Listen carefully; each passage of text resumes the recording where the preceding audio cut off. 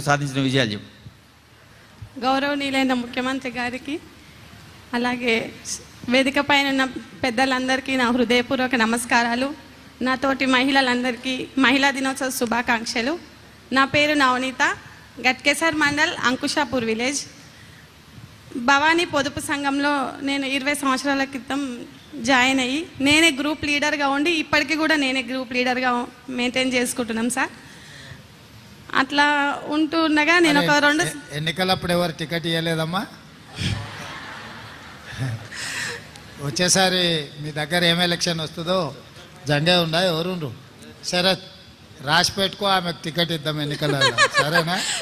Thank you sir. అప్పట్లో నేను 2 years తర్వాత సంఘంలో ఒక 5,000 వరకు అట్లా లోన్ తీసుకొని కుట్టు మిషన్ తెచ్చుకున్నాను సార్. తెచ్చుకొని నా చేతిలో ఖర్చు రావడం కోసమే నేను అట్లా చిన్న కుట్టు మిషన్ లాగా ఆలోచించిన. మా ఆయన స్టీల్ సిమెంట్ బిజినెస్ చాలా భారీ ఎత్తున చేసుకుండి బాగానే నడిపిస్తున్నాడు.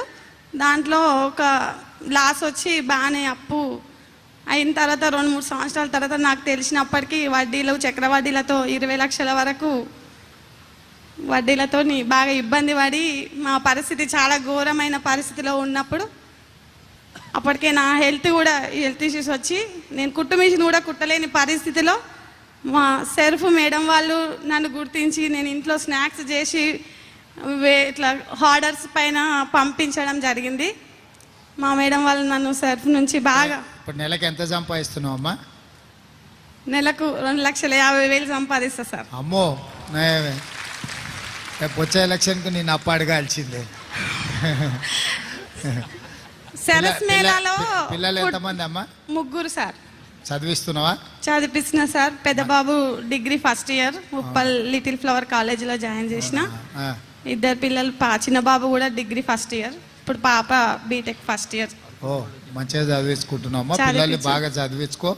పైసలు ఎంత మిగిలిచ్చినా పిల్లలు బాగా చదివించుకొని హ్యాపీగానే ఉన్నాం సార్. Thank you. నేను ఇప్పుడు సరస్ మేళాలోకి వెళ్ళి నేను ఎప్పుడు వెళ్ళిన 12 రోజులలో నేను 5 లక్షల 6 లక్షల వరకు టార్గెట్ చేసుకొని ఖర్చులన్నీ బోను 2,50,000 నుంచి 3 లక్షల వరకు నేను 12 రోజులలో సంపాదించుకొని వస్తున్నా సార్.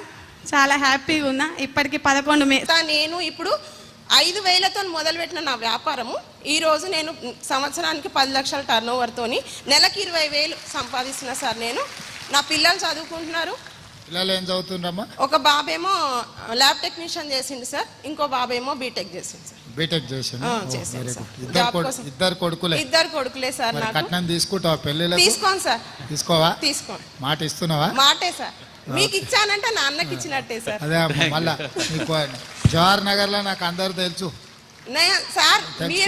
మేమందరం మీ కాదు సార్, మీరు బాగా తెలుసు. మీరు ఎప్పుడు వచ్చినా జవహర్ నగర్ లో నేను ఉంటాను. మీరు అందరు ఓటేసిండ్రు, కానీ కొడుకు పెళ్ళప్పుడు తెలుసుకుంటా నువ్వు కట్నం తీసుకున్నావు. ఖచ్చితంగా తెలుసుకోండి సార్. అయితే నాకు సంఘం నుంచి డబ్బు ఒకటే కాదు సార్, మాట్లాడే ధైర్యం అవన్నీ నాకు వచ్చినాయి.